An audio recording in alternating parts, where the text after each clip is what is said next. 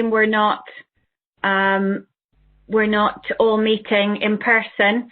We had planned a big 10th Scottish International Policing Conference this year, but sadly that's not possible today. So I'd just like to welcome you all. I've just got a few slides to kick off the event. So just bear with me a second.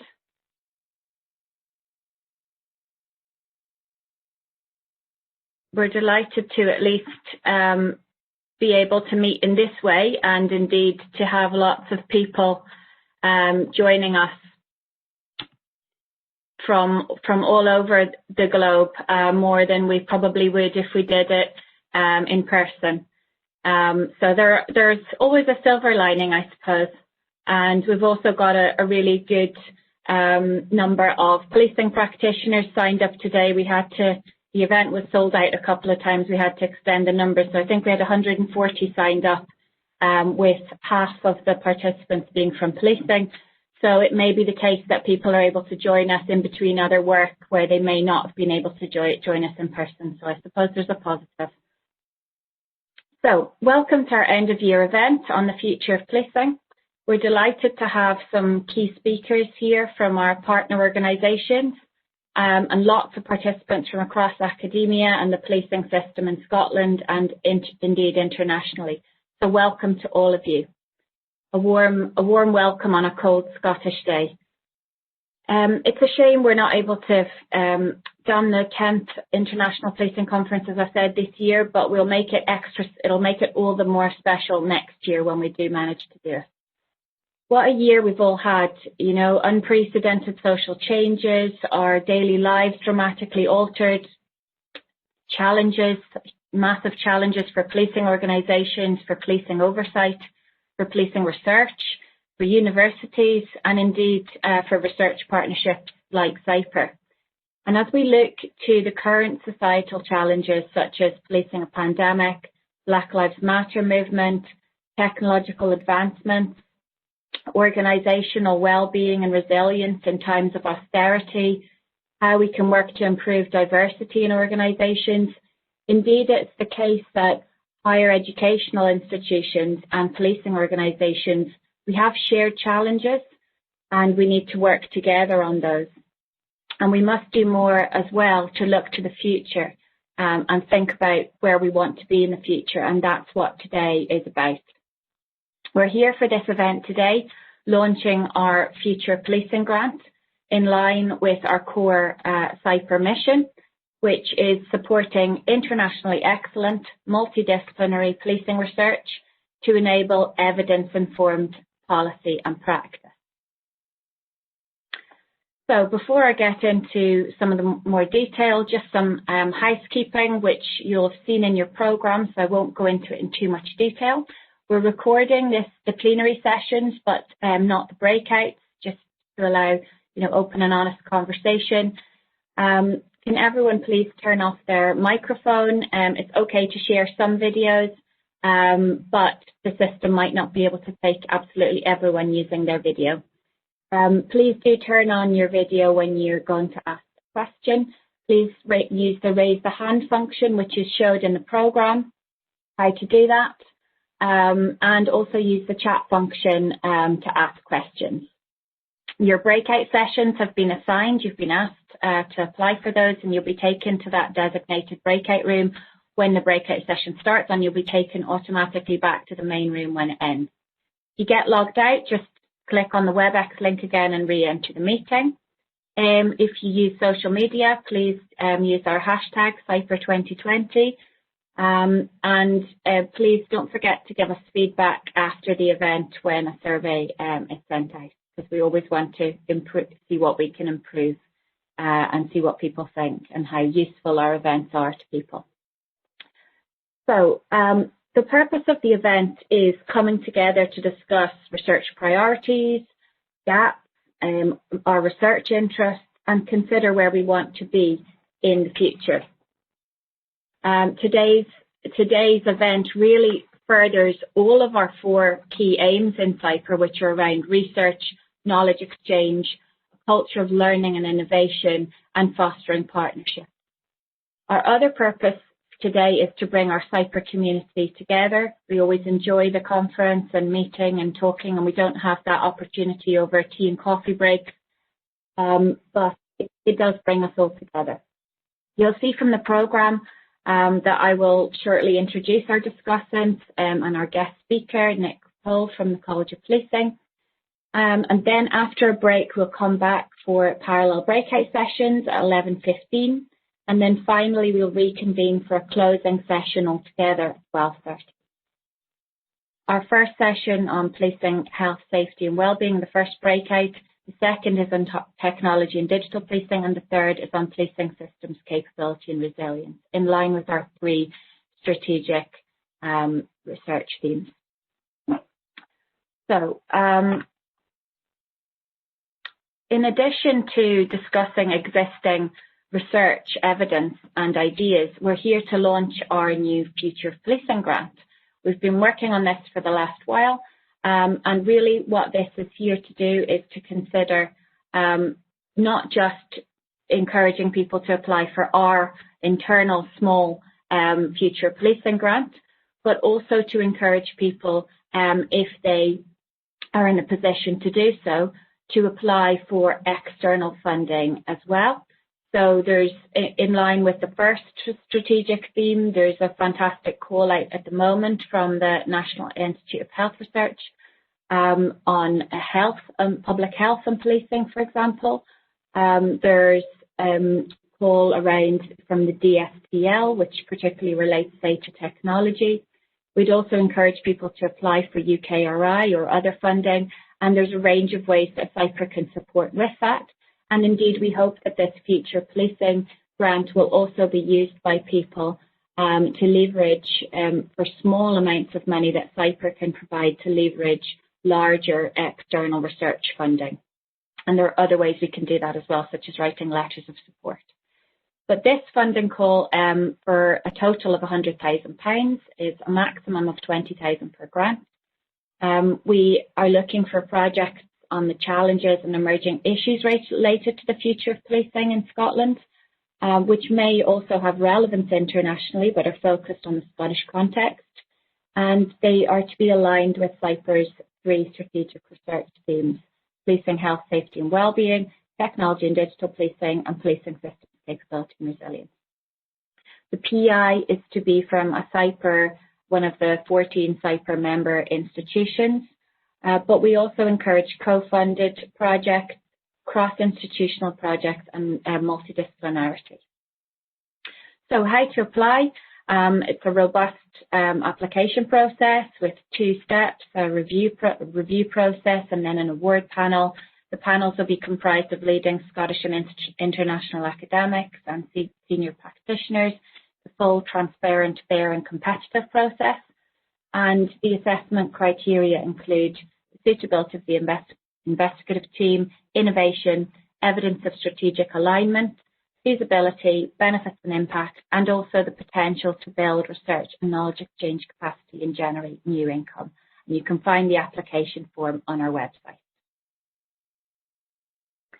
So finally, in advance of going into the rest of the event, I really appreciate your participation. I hope you'll all engage in line with our SIPR values, which mean operating in the spirit of being collaborative, being inclusive, and being supportive, as well as promoting innovation, being independent and analytical, and operating in a transparent manner. Also want to make sure that you're on our mailing list and that you're featured on our people page if you're engaging with SIPR. And finally, in advance, I'd like to thank our speakers, our discussants, our panel members in the breakouts, Monica for all her organisation, the Associate Directors for chairing the breakout sessions, Police Scotland note takers, and most importantly, all of you, our participants, in advance for your engaged participation, which I'm sure we'll have. So now, without further ado, I would like to move on to introduce our speakers. I will do that quite briefly because their bios are in the programme. So firstly, it gives me great pleasure to introduce David Crichton, the Interim Chair of the Scottish Police Authority. So over to you, David. Thank you very much, Liz, and good morning, everyone. First of all, congratulations to everyone at SIPR for organising today's event, for putting such an interesting and relevant programme together, and for attracting such a large and diverse audience to it. And thanks to Liz for the opportunity to be part of it. I stepped into this position, Interim Chair's position, actually 1 year ago this week. It's my anniversary on Friday, in fact. And I'll be retiring from the board next month once we have a new permanent chair appointed. So it is a good time for me to be reflecting on that experience and sharing some of my own thoughts on the event's theme today on the future of policing. We've done a lot in the authority over the last year in terms of organisational development and improvement. I'm not going to go into the details of that, but I hope those of you who work with us have spotted that and recognised that in the last year. Part of what we've been trying to do is to look outwards, make space to look outwards to try to stimulate wider awareness and debate about some of the key challenges facing policing. And for example, at our August board meeting, we had a major theme on diversity and equality. At our board meeting last week, the lead theme was on mental health demand and its implications for policing. And we've also in the last year established with Police Scotland a research and evidence forum, which SIPR, as you know, are very much involved in. So we're beginning to do what was always intended to be one of the authority's core purposes, and that was to stimulate debate and awareness about the future of policing. And the debate that we want to have is very much aligned with the topics in SIPR's research themes. Issues like prevention, like performance measurement, mental health, public protection, missing persons, community relations, public confidence. All of those are very much aligned with SIPR's own research themes.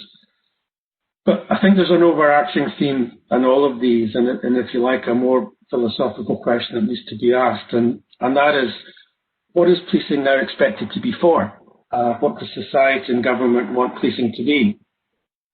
The statutory basis of Police Scotland and the culture and behaviour that it's adopted are very much based on principles of community safety and well-being. The objectives of preventing and detecting crime are still there and we still measure them, but they're nested within that much wider purpose, and one which is increasingly accepted here in Scotland as the norm. And I don't think anything has illustrated that better than the role that Police Scotland has had during the pandemic and the remarkable way it's performed that role. Officers have been in the front line of protecting public health.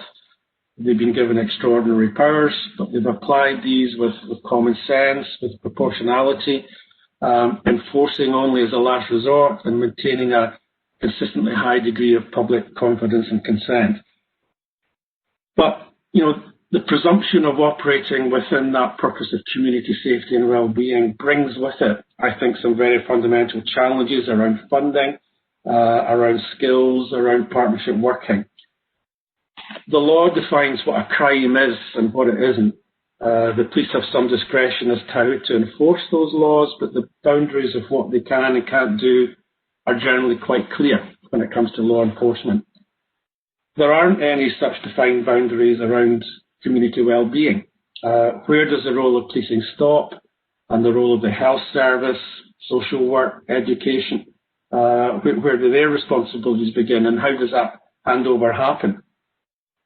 Now, of course, there's always been that intersection between policing and other public services, but where along that spectrum does that intersection sit, and how wide and loosely defined is it?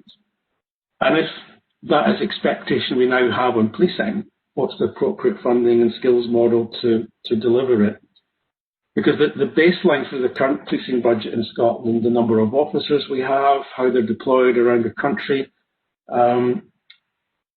that model, that baseline, is still largely predates the formation of the National Force. And it's one that I think still assumes a much narrower role for policing than we now expect of it. And that's, frankly, it's just not a sustainable position. And the most obvious illustration of why is a policing budget that remains in structural deficit, with no obvious way in the short term of closing that gap.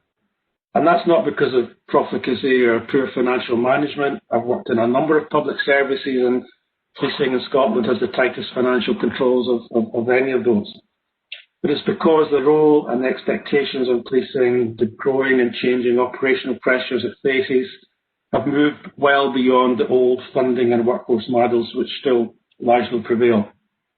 It's not something which the authority of Police Scotland can resolve on their own. It's one that requires cross-sector, government-wide approach to planning and budgeting, and that needs to be driven first and foremost by the interests of the communities and citizens we serve, and how those interests are served with best value for public funds. So that's a big question. It's one I'm afraid I'll be retiring without solving, but unless we can begin to resolve it, the issues rightly defined as research priorities by SIPR under this particular theme are going to be very difficult to address in practice. The good news, I think, is that we are seeing many more very practical examples of how cross-service planning and budgeting can be done from the bottom up. And they're happening in localities where highly motivated, inspirational leaders in policing and other services decide amongst themselves that enough is enough, and they come up with some excellent local initiative. It's happening in areas like child protection, domestic violence, mental health demand, and we need to find better ways of spreading those local initiatives, adapting them, scaling them up. So I hope that's a more hopeful, more positive note to end on. I'll close there. Liz, thanks everyone for listening, and I look forward to reactions and discussions as the day progresses. Thank you. Thanks very much indeed, David. So David, as our first speaker, was asked in particular to highlight our first theme, as he's done. And now moving on to our second theme, I'm delighted to introduce Kirsty-Louise Campbell, who is the Head of Strategy, Insight and Innovation at Police Scotland. And she's going to highlight in particular some of our second theme around technology and digital policing, as well as other areas. Over to you, Kirsty-Louise. Great, thank you, Liz, and really welcome the opportunity to be here today. And it's great that the arrangements have been made for this all to happen online in difficult circumstances, and hopefully we can have a really valuable conversation. The theme that I would like to consider today is one that's been a very big part of the work that we've been doing internally in Police Scotland, looking towards our future areas of focus and development, and it's all around both technology and digital policing. And I think those are areas that we all recognise that have really potential complexity, and there's a very significant pace of change around those that are having a really significant impact on how we all live our lives. There's a really good body of work developing and coming through about demands on policing and how those continue to change and how they increase in complexity. But some of the work we are doing, and particularly in the past couple of years, is really highlighting the way that we're living and societal shifts and changes, and how people right now spend time online is a very dynamic thing. People of all generations, particularly during this year in the pandemic, need to stay connected for work, for study, for access to goods and services. We're now socialising online a lot more, and the amount of data that's generated and held across all organisations is significantly increasing. The backdrop to some of the work in policing is really that in 2020, every minute 150,000 images are uploaded to Facebook. TikTok is installed on over 2,700 devices every minute in this year. Over 45 million messages are sent on WhatsApp every 60 seconds. That's 6.5 billion every single day. Now those are quite startling numbers when you start to dig into that happening every minute of every day. We know that traditional crime types are decreasing. In the past decade, it looks like about by 27%. But what we have seen is a very significant increase in serious cyber-dependent and cyber-enabled crime, such as sharing of kind of the child sexual abuse imagery, which has become something where we've seen the referrals to the NCA increase from 1,600 in 2009 to 12,000 in 2018. So few investigations now for policing have either an online or a digital element. And these are just the numbers that we know about. Underreporting of cybercrime is also a very, very significant challenge for policing, because we know that the data we have and information that we have doesn't always represent the true scale. So drawing together how our strategic direction fits in, the challenge for us is very much recognising the interconnected nature of cybercrime and the threat that it presents across borders, across platforms, and the physical world that we live in, all of which is increasingly complex. The challenge and opportunity then is for us to recognise those future demands, how they'll impact on policing, and how we can work together to understand how we'll anticipate, how we'll prepare, and how we can respond. And I draw to attention 3 of the strategic pieces of work Police Scotland's undertaken in the last 2 or 3 years that helpfully set out our direction, plans, and how we seek to address some of those challenges that are out there that we've just described. We have our cyber strategy, recently published, Policing in a Digital World, our public contact and engagement strategy, very much setting out how we want to make our services more accessible, relevant and responsive, and our data, digital and ICT strategy. That very much sets out the infrastructure that policing needs, albeit subject to funding and spending constraints, to give the underpinning infrastructure for the type of technology and digital we need to use for the future. So 7 kind of key high-level areas there where research and working together is going to be increasingly valuable for policing. Our own resilience in terms of Police Scotland's ability to be resilient and respond to those shifting threats. How we work together, public health, prevention, partnership, working holistically and sustainably to prevent cybercrime is going to be absolutely critical going forward, and it's an area that we need to continue to focus on. Investigating criminality, so how does Scotland become a more challenging place for cyber criminals to operate as policing seeks to increase our visibility both in the physical, virtual world, and also how we create that virtual centre of excellence that supports us to tackle cybercrime.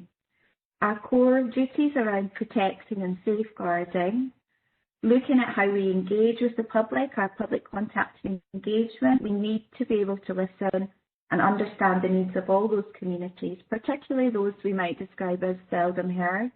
And to do so, we need to have the right services for the public to contact us.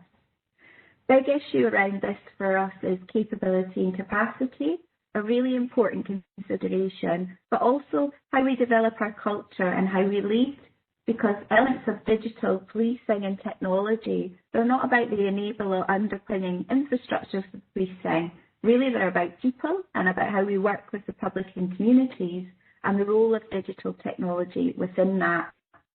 And finally, infrastructure and investment to support all of those aims and objectives. We need to have the right funding and the right infrastructure in place. So just to close off, at the heart of everything we do are the Police Scotland values of fairness, integrity, respect and human rights. And we know legitimacy of policing is with the consent of the public.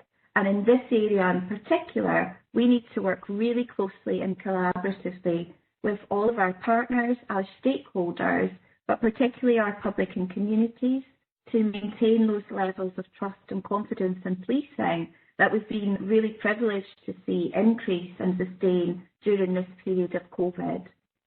So today's sessions will do, I hope, a lot of consideration about where policing can benefit from shared working and greater research, understanding, evaluation to support our future direction in what's an increasingly online world.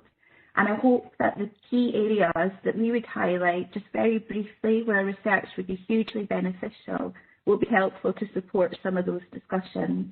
Those areas for us are how we use technology to enhance our operational policing approaches, how we use data and technology ethically, and we ensure that explainability is at the heart of that, how we continue to serve the public in a people-focused way and maintain confidence in policing, how we make the most of digital innovations to support the policing mission, and finally, how we ensure our people are safe, protected and well equipped, because a really important part of everything we do is ensuring our officers and staff get value from the technology that they use for the most important areas of their policing practice.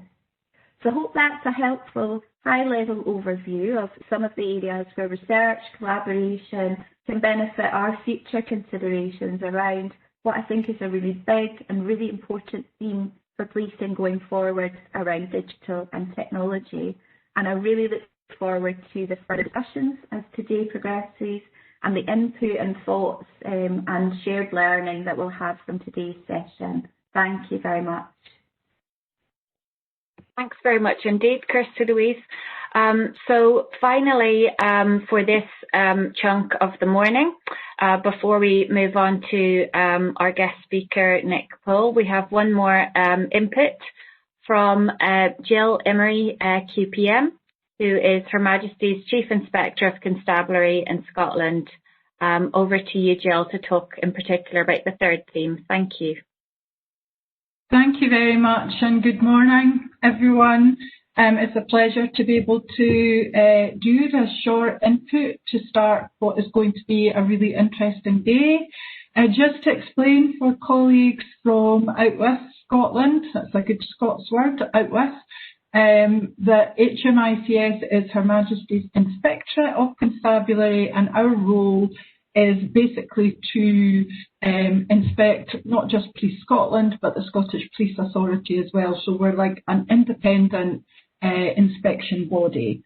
When we're deciding what priorities to actually look at in an inspection, we do quite a lot of consultation. So I thought it might be interesting just to briefly say that when we did that at the end of last year, obviously pre the pandemic, we had a good response, but in amongst those responses were 200 different asks, if you like, for research. So I don't think any of you will be, looking for things to research. There's a huge appetite and interest in policing, and roughly those were sort of operational issues about detection, about road safety, about how calls are managed, some corporate issues that David talked about, budget and back office functions and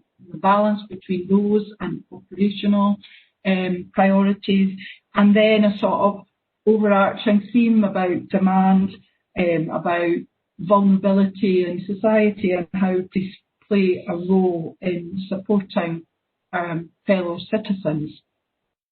So I am going to be looking at the third theme, policing systems, capability and resilience, and I've just picked out three which I will quickly talk about. So the first one's the culture, diversity and inclusion that both David and Kirsty-Louise mentioned also. Hugely important, this whole relationship between the state and the police and the citizen, never more so than during this pandemic. And for colleagues outside a Scottish, indeed a UK jurisdiction, the relationship is really precious between all of these parties, that the police in Scotland and the UK are not an arm of the state. The police is independent and answerable to the law. And the Pelian principles, way back in 1869, are still very prevalent, still talked about today. So police absolutely depend on fellow citizens for their legitimacy. So hence the culture of the organisation and how it presents itself to society is pivotal to the level of confidence that the public have and the support then that give the police their legitimacy. And we're seeing that in COVID. The police don't want these extra powers to limit the freedoms of citizens and have put in place measures to ensure that there's proper scrutiny of the use of those powers. So already data starts to show us that we might all be in the same storm with COVID, but we are absolutely not all in the same boat. And COVID, as far as policing is concerned, is experienced differently in different parts of society. None of you will be surprised that poverty features large and justice inequalities are felt in this context equally as they are in every other context. The second topic I wanted to just pick out of the list is demand.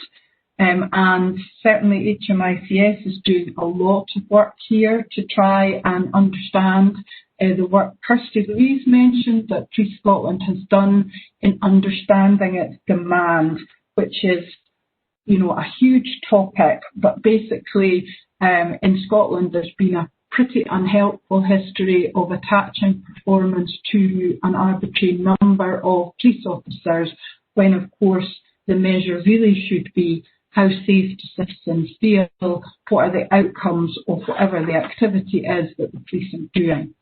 The third theme, because I'm conscious of my 5 minutes rapidly reducing, the third theme is data. And data, again, has been touched on by other speakers, but for all of you interested in policing and caring about how policing is experienced, it's absolutely crucial that as much information as possible is available to the public on what policing actually is doing. And the whole concept of self-assessment is growing in Scotland, but is not as far as advanced as it is elsewhere, and even elsewhere in the UK. The Inspectorate in England and Wales require all 43 forces in England and Wales to carry out an assessment of their own demand and their own assets, including people, buildings, vehicles, in order to meet that demand. We don't have a similar system in Scotland, and being one police service serving the whole of the nation, the whole of Scotland, presents presents challenges with comparisons. But comparisons are still important to help us not to become inward-looking or in any way parochial. There needs to be an appetite to look elsewhere at how other forces are actually delivering the best possible service to the public. And to that end, all forces need to have reliable and publicly accessible information on their current and future demand, their assets and their resources. So with that, I'll conclude, but I look forward to participating in the workshop and any other discussions as the day goes on. Thank you very much. Thank you very much indeed, Gill. So now, without further ado, we'll move on to the next section of the morning, which is our guest speaker, Nic Pole from the College of Policing. I'm delighted to introduce Nic, who's a Principal Analyst on Futures at the College and the author of the Policing England and Wales Future Operating Environment report. So without further ado, over to you, Nic. Thank you. Thanks, Liz. I'm just going to share my screen. Hopefully everyone can now see that. Yeah. Perfect. Brilliant.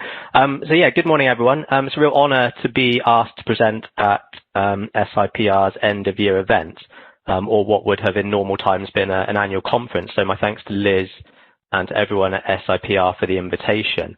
So like Liz said, my name's Nic. I'm a Principal Analyst at the College of Policing, and I'm also a co-author together with my colleagues Sadie Lynch and Zoe Millier of the College's Futures report, Policing in England and Wales Future Operating Environment 2040, which we published in August. And it's that piece of work that I'm going to speak about this morning. But I do also want to try and situate that work in a broader context, which is the importance and the challenge of doing foresight in policing. I'm very proud of FOE 2040, as we abbreviate it, but I also recognise that foresight without action is a waste of time. So if there's one message that I want to kind of leave you with today, it's that foresight should be a bit like a computer operating system that runs constantly in the background of an organisation, feeding into strategic planning, risk management, research and innovation, workforce planning, and so on. Foresight doesn't work very well if it's treated as a bolt-on or an optional extra. To be useful, it needs to be connected to the whole of an organisation's planning activities and should address a broad cross-section of its mission and its functions. So the story behind FOE 2040 started 2 years ago with the launch of the college's new strategic plan. And that plan made futures work a central part of what we do at the college, something that informs the rest of our work on knowledge, on standards, and on professional development. And to bring that part of the plan to life, we set up 2 programs of work. The first is a program of horizon scanning aimed at detecting emerging issues that may affect policing in the near term. And the second is our future operating environment work, which is about policing's longer-term strategic context. And the question that we set out to answer with FOE 2040 was a 2-part question. So how might policing's operating environment change over the next 20 years, and what might that change mean for policing today? Whenever our CEO, Mike Cunningham, talks about this work, he always says that any exploration of the future needs to be connected back to the present. And he usually phrases that in terms of, addressing the so what for policing. And we really built that into our research question. So the objective of the work was to, I suppose, better understand, not predict, and it's important that I'm clear about that, better understand how emerging and ongoing patterns of external change might affect policing in England and Wales. So what sort of issues, demands, challenges and opportunities might policing face in the future, and what implications might they have for how policing operates in the here and now. And although our focus is very much on England and Wales, to the extent that we were interested in these sort of large-scale shifts, so things with the potential to influence multiple policy areas or system outcomes, much of it will, I think, read across to Scotland and indeed other countries. And we've actually had quite positive responses to the work from countries like New Zealand and Indonesia. So it's important that I say that FOE 2040 isn't a normative piece of work, so it isn't a vision or an agenda for the future of policing. We don't make any recommendations in there about what policing should do. It's an analysis of the external operating environment. So what policing does in response to that environment is a decision for individual and collective leadership. So we offer the report, not simply as something to be read, but as a set of resources to help policing think more carefully and more creatively about the future. It's a piece of work that really needs to be taken up and used at all levels of policing to enrich strategic thinking and inform forward planning. And there's various things that we're doing in the college to support that. So one of the drivers for FOE 2040 is this idea that navigating a rapidly changing, complex and uncertain world requires us to be better long-term thinkers, that will make better decisions today if we have a better or a clearer view of what might lie ahead. Or to put it another way, short-termism with its focus on immediate results at the expense of longer-term interests is, in the modern era, a source of vulnerability that can expose us to unpleasant surprises and missed opportunities. And we saw evidence of that view in the interviews that we conducted for FOE 2040, where people would often speak about the rate of change, the degree of complexity, and the amount of uncertainty, and what all of those and the various challenges that those characteristics of policing's operating environment pose for contemporary policing. It's part of that narrative, I suppose, that we've all heard, that policing is destined to always play catch-up and be less effective than it otherwise could be, unless it starts to think and act and invest with a bit more long-term strategic intent. And that's where foresight comes in, because foresight, as Leon Firth put it, Leon Firth was the former National Security Advisor to Al Gore. Foresight is knowledge in the form needed to navigate an uncertain world. Forecasting and prediction only really work when we know all the variables. And how often are we fortunate enough to to know all the variables. And there's been a lot of research over the past 20 years which shows that people are pretty bad at predicting future events. Philip Tetlock's work on super forecasting comes to mind. So in a world where the future resists accurate predictions, what we need are actually concepts, methods, and tools that can deal with limited and imperfect knowledge of the future. And that's what foresight aims to give us. Give us the means for creating useful mental maps of possible futures rather than the impossible task of accurate predictions. So foresight it's the knowledge or insight we gain from looking forward. And that ability is a unique human ability. As far as scientists can tell, humans are the only creatures on Earth that can mentally time travel, who can pre-experience the future by simulating it in our minds. And you might respond to that by saying, well, squirrels can hoard food for winter, but actually scientists believe that hoarding is an innate behavior, not an anticipatory act. So even if a squirrel had been fed throughout winter all of its life, it would continue to hoard. So there's no evidence that animals can construct and reflect on different future scenarios in the way that humans can. So the challenge then becomes one of making foresight an organizational or a system level capability, to take that unique human ability to explore the future and to make it strategically useful. Policing talks a lot about developing its capabilities like intelligence or surveillance or cyber or armed policing, but foresight is also a capability that we need to nurture. And in my view, foresight is probably the most important core capability that policing or indeed any organisation or government will need going forward, not just for the next 20 years, but far beyond that. So producing FOE 2040 took us about 18 months and involved 4 phases of research and analysis. The first phase was scoping and engagement, which involved 28 interviews with chief constables, police and crime commissioners, representatives of the national policing bodies, staff associations, operational officers, but then also academics, technologists and futurists. And I think only about 40% of our final sample was policing or law enforcement. The remainder were from these other sectors outside of policing and law enforcement, because we deliberately wanted to get a broad perspective. The second phase was a literature review, which looked at the key themes that had emerged from those interviews from the point of view of the futures literature.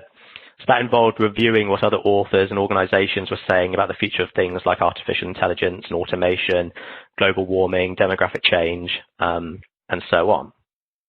The third phase was using scenario thinking to map out 4 possible futures for policing's operating environment out to 2040.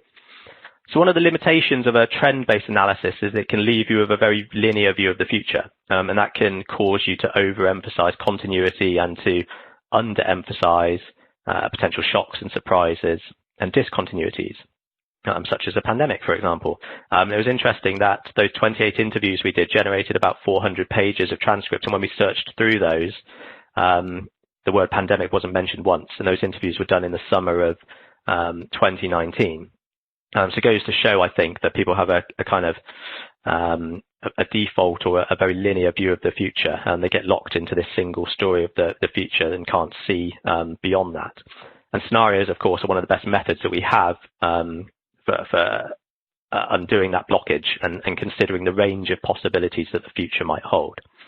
And then the final phase, wasn't actually really a discrete phase at all. It was something that ran through the project. It was this focus on the so what, and something that we continue to work on at local, regional and national levels by engaging with stakeholders to understand implications and to make sure that we use that understanding to try and inform action.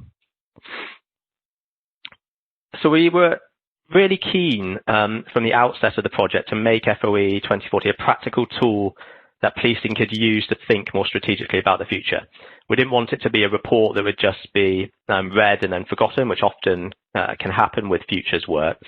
Forgotten perhaps until 2040 when a future chief constable picks it up and dusts it off and says, you know what, some of this stuff actually happened. It's a shame we didn't prepare for it.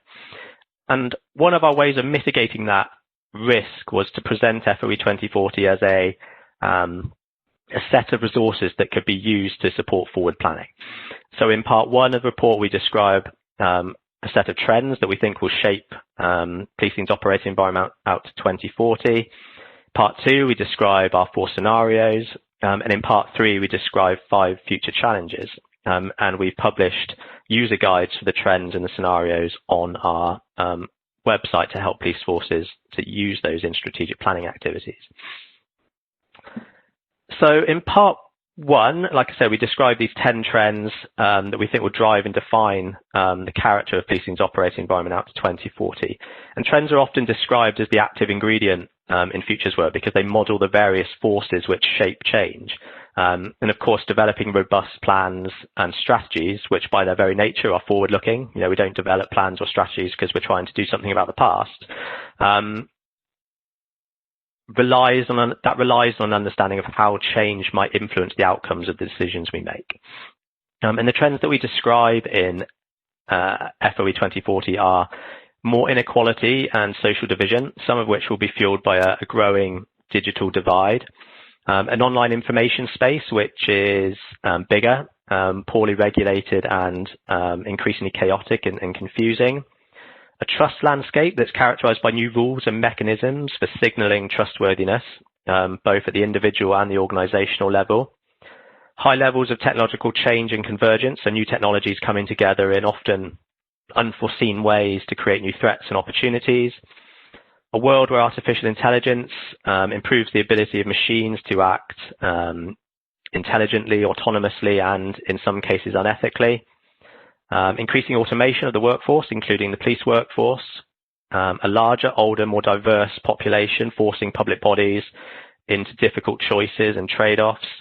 A more fragile and uncertain global economy with implications for public finances. A world where non-state actors, particularly technology companies, have significant power and influence, more so potentially than nation states. And we've seen that, I think, through the pandemic, how a lot of technology companies have been able to really cement their position. And technology companies are literally building the infrastructure of the next 50 years in the way that national governments once did. So potentially very powerful actors. And then finally, life on an environmentally stressed and more dangerous planet where severe weather events, things like floods, droughts, heat waves, severe gales, have an increasing impact on people's lives and livelihoods. And of course, each of those trends will, have far-reaching implications by themselves, but they will also come together in ways that create new challenges and opportunities for policing. And if those points of convergence and those cross impacts isn't part of our strategic analysis, then we'll likely miss things. So in Part 2 of the report, we map out these 4 possible futures for policing's operating environment out to 2040. If you haven't come across scenarios before, they're basically just descriptions, usually in the form of short stories of possible alternative futures. And they help us to explore how important trends and uncertainties might play out in different ways or under different conditions. And we don't construct scenarios because we're expecting to get the future right or to pick a winner. We construct them with a view to describing possible futures that we can step into, explore and learn from, a bit like a strategic fire drill that can help us to mentally rehearse our response to something ahead of time. I'm not going to describe the 4 scenarios in detail, I don't have time for that. If you're interested, please do take a look at Part 2 of the report. I will, however, say that although we write scenarios in a way that differentiates them from each other, because that's how you help people to see different possibilities, they're not necessarily mutually exclusive. So the future that ultimately comes to pass will likely contain elements of all 4 scenarios. And if across a set of scenarios you see some common issues, then those are the issues that probably need your attention now. Since we published FOE 2040 back in August, I've been looking for signs that some of the shifts or developments that we described in those scenarios might be happening. And just yesterday, I saw an article about a team of international lawyers led by a British QC who are drawing up a legal definition of ecocide. And I noticed it because one of the developments we describe in our Green Reset scenario is the creation of ecocide as a crime. It's part of this idea that as the climate emergency or climate crisis kind of deepens, policy responses designed to mitigate global warming could create mechanisms that require enforcement by by the police, similar, I suppose, in the way that public health kind of regulations have required enforcement by the police during the pandemic. Another signal I've spotted is this emerging tension between those who demand or implement climate action and those who feel like their lifestyles are being prescribed.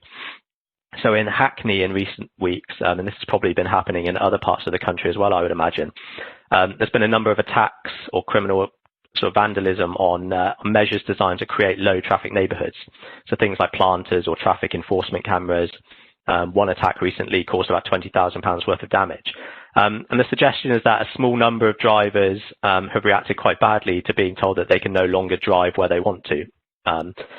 It's not really a big problem at the moment, I don't think, but it could be a sign of what's to come as action on climate change gets stepped up and many people's lifestyles and even livelihoods are affected. So I'm not saying here that we're heading towards a green reset scenario. So that's where we should be focusing our attention. There are things happening right now which fit all of the scenarios that we describe in the report. And it's important that we keep track of them and rehearse our response to them. The point I'm making is, about the value of scenario thinking. So it's only by seriously engaging with this idea that societal concern about climate change could drive changes in policy, in regulation, and behavioural incentives that we were able to see its impact, not just in terms of disaster management, which is where the conversation usually is in policing, but in terms of these more subtle sources of demand. And scenarios were really key to that because they created this space for us to imagine new possibilities. So in part 3, we set out 5 future challenges for policing. These challenges aren't exhaustive. Policing will, of course, face other challenges over the next 20 years. But these are the challenges that our interviewees and participants at our workshops thought were the most pressing, in the sense that they will add new layers of complexity to what policing already has to deal with, while also raising quite important questions, I think, about how policing is resourced and organised and governed. Again, I don't have time to go through each challenge in detail. Please take a look at part 3 of the report if you want to. I will, however, say something about one of the challenges that is particularly topical right now in the aftermath of the US election, and that's disinformation. So one of my favourite quotes about the future is that it's from a science fiction writer called Bill Gibson, who says that the future is already here. It's just not evenly distributed. And when it comes to disinformation, I think we've already seen a glimpse of the future. And it's a synthetic future where the use of disinformation to artificially shape, or to put it more bluntly, to manipulate public opinion is likely to grow in scale and sophistication. Yeah, and disinformation comes in all sorts of, in all shapes and sizes. I suppose the classic example is the deep fake video, the number of which is currently doubling every 6 months. So as of June this year, there were just under 50,000 deep fake videos on the internet. If that rate of growth continues, and I suspect that's a conservative estimate, there'll be more than 20 million videos on the internet by 2030.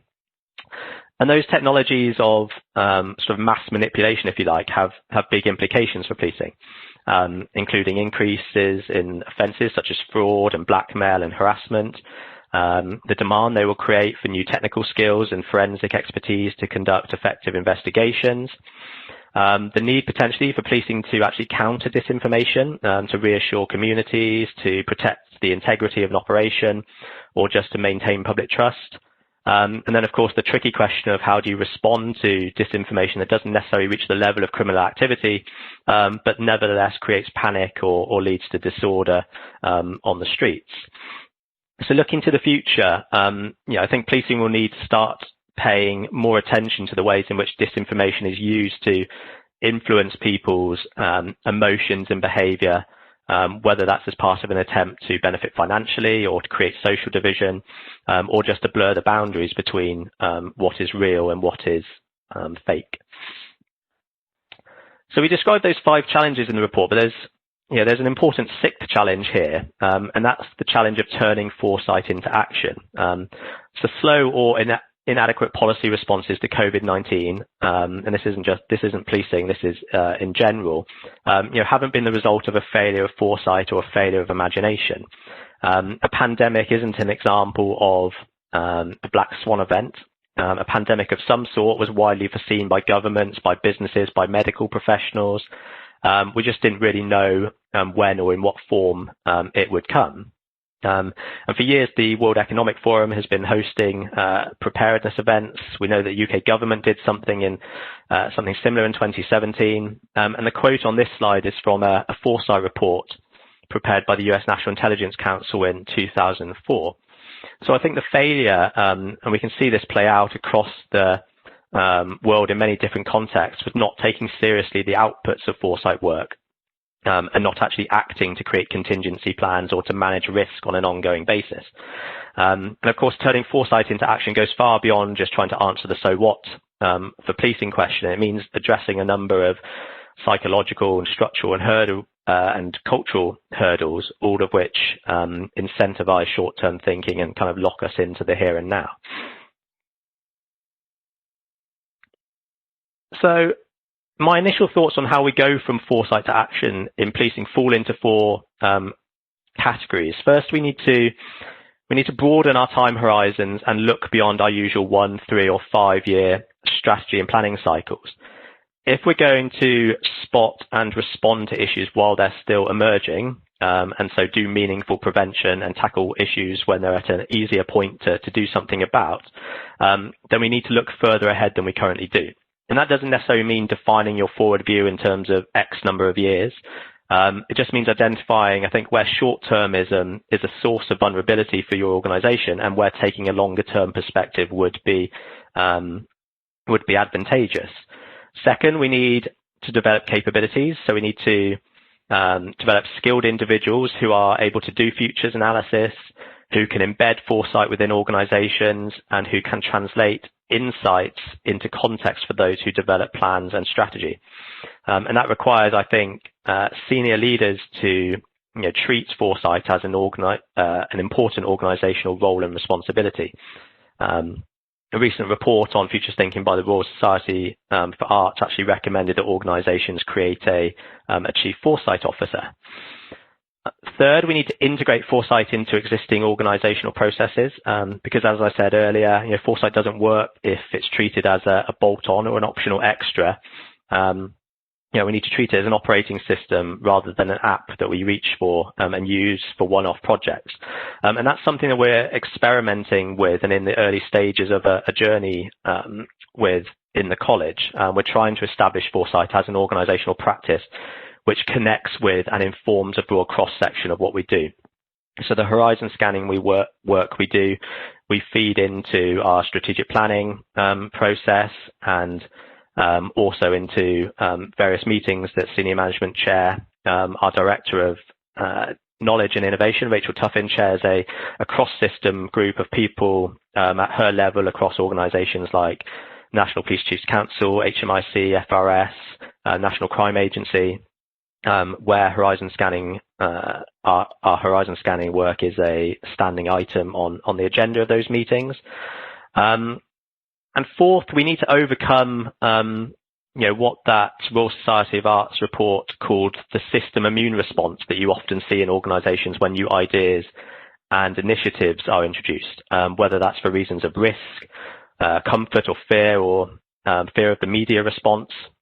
So we need to move past this idea that thinking about the future is a distraction from the more important task of responding to the present, because it doesn't have to be one or the other. The former should complement the latter. So yes, we need to keep the lights on now, but we're also going to need to keep the lights on in 10 years' time under what will likely be very different circumstances. So, to wrap up, having already set out something of an agenda for policing, I wanted to finish with a provocation for some of the academics in the audience. And I want to do that by sharing this quote from Jeff Mulgan, who is the former Chief Executive of Nesta and currently Professor of Collective Intelligence, Public Policy and Social Innovation at University College London. I just want to share it to say, is this assessment fair? Should the social sciences only analyse the past and the present, or should they also help to design the future? And I think that point really cuts right across SIPR's strategic research themes and would no doubt go some way towards helping Police Scotland achieve its strategic police priorities. So that's where I'll finish and hand back to Liz. I'm happy to take questions if we have time. Excellent. Thank you very much, Nic. Very thought-provoking.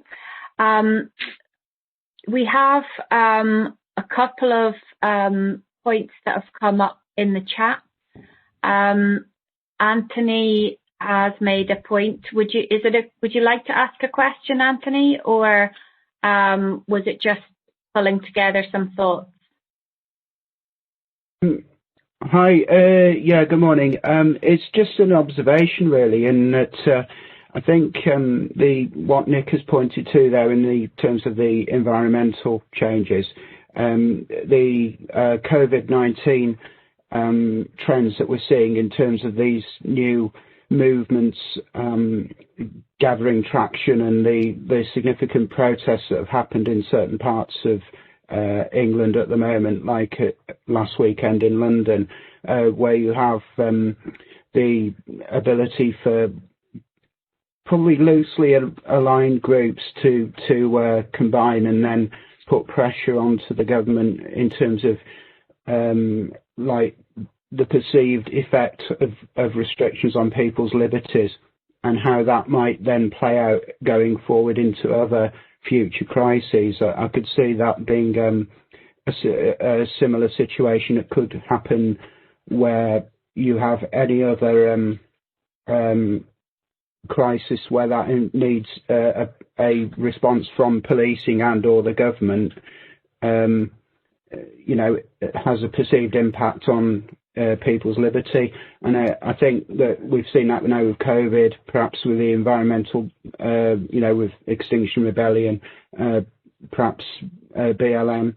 It's going to be an ongoing trend, I think, with other problems as we go ahead, where it's not, you know, you get these groups that align, you know, that are from different sort of parts of the political and social spectrum. Thanks very much, Anthony. Do you have any thoughts on that, Nic? Not really. Just to say, I think I completely agree. You know, people talk about this variously as kind of culture wars or clash of kind of values that we're seeing, and just the potential for those things to create, you know, tension and potentially disorder and in quite hard to foresee ways, I think. Great, thank you very much. I then have a question that's been sent to me by Jean Carletta. Jean, would you be able to join us on camera to ask your question, or would you like me to ask it for you? I can ask it. I mean, I find these talks really interesting, so thank you for that. I had a question for Nic and David, and I'm not quite sure how to frame it, so it's going to sound awkward. So, in a changing environment, how do we know where the police's role should change and where instead, like new organizations or the health and social care sector or parts of the third sector should step up and take on new tasks in response to new challenges? So this is a question about that whole defund the police movement in the States.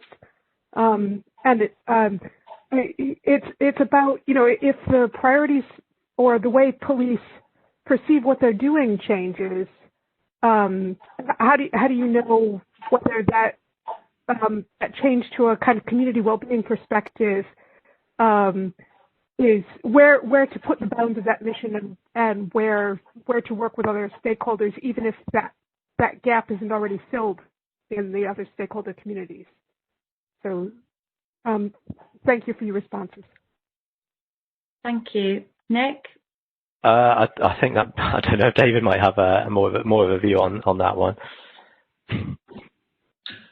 Yeah, thanks for the question. I mean, it's not one I have a simple answer to, but the direction I would tend to go in is to start from the individual citizen. And if you take, you know, mental health as an example of that, what's the best way to support someone in mental health distress? There is a role for policing if that individual is in immediate danger of causing harm to themselves and others. I can understand that. But at what point does the handover need to take place between policing and health?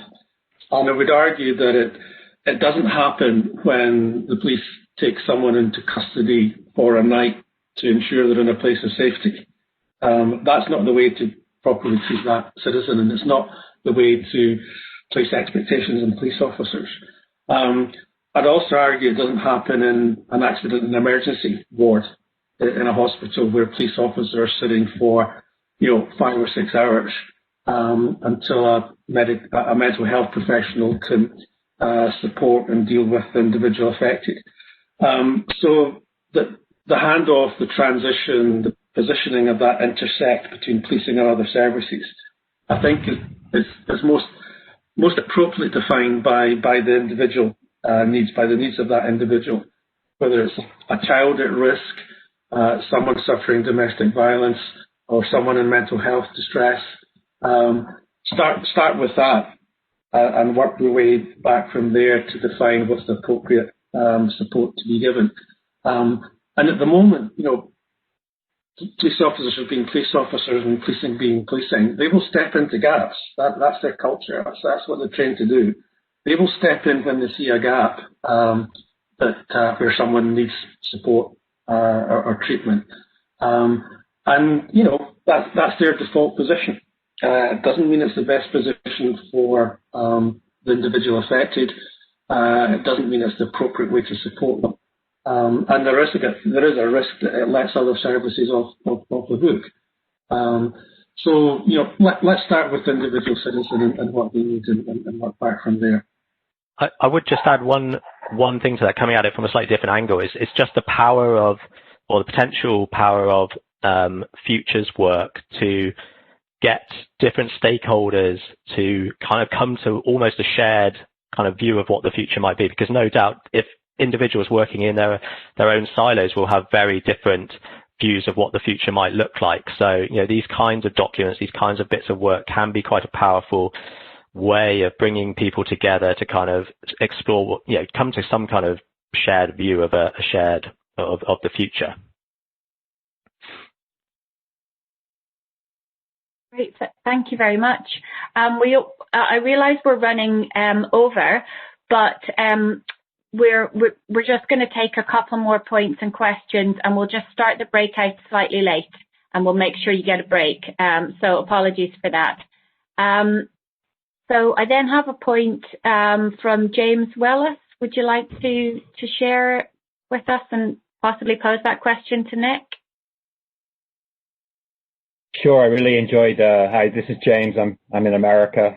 I really enjoyed your presentation. Yeah, I was just thinking about if you could make some connections between the kind of work that you do and predictive policing or crime forecasting, because there might be some overlap there, and I'm really just curious about you making a connection. Yeah, I think they're complementary. So, one of the limitations of data-driven approaches is, data is backward-looking. It's about things that are happening right now, or things that have happened in the past, depending on how kind of up to date your systems and your data is. In England and Wales, our Inspectorate requires our police forces to try and forecast future demand. I think it's about 4 years into the future. Something called force management statements. Every police force is required to complete one, and they typically involve looking back at sort of 3 or 4 years of historical data and then kind of extrapolating that forward and saying, this has been the pattern of this particular crime type over the last years. We think that's what it's going to look like in the future.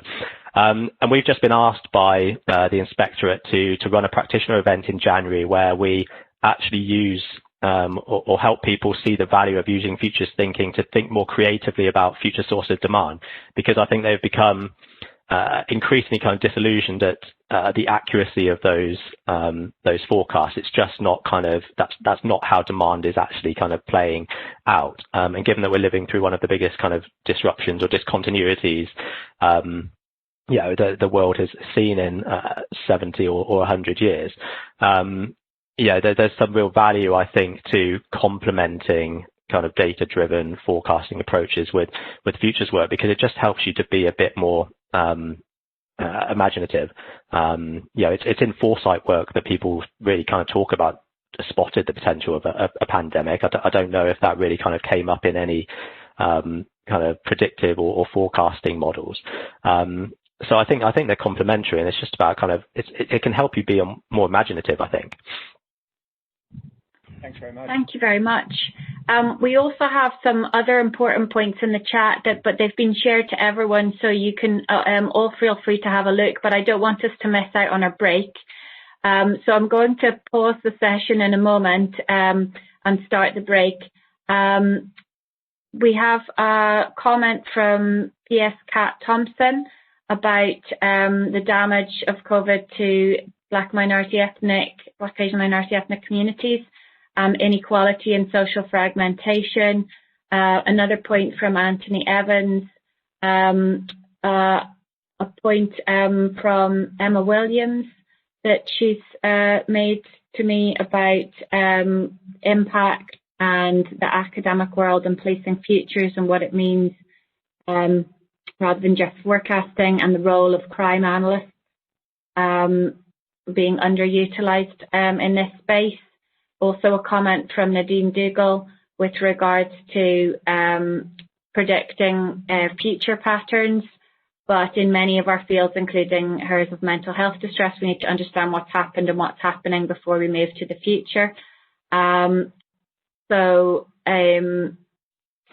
I think, and a comment from Kirsty-Louise Campbell, so hopefully, and one from Gill about defund the police. So hopefully people can look through those chat messages in their leisure over the break. We're going to take, instead of 15-minute break, we'll just take a 10-minute break, and we'll start back just after 20 past. In fact, okay, so if we just say 25 past, so we'll just have slightly over a 10-minute break and start the breakout sessions at 25 past.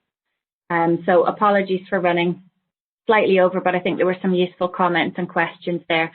So finally, I would just, to close this morning session, I would just like to thank Nic, our guest speaker, and our three discussants, David, Kirsty-Louise and Gill, who will be joining us in our breakout session. So each of the chairs of the associate directors can pick up some of those questions and comments to discuss as and where appropriate in the breakout sessions. And we also have a closing panel plenary session where we'll all come back together at 12:30. So enjoy your break, refresh your cups of coffee and tea. I'm sorry they're not on us today. And we'll see you back at 25 past in your breakout. Thank you very much. Thank you.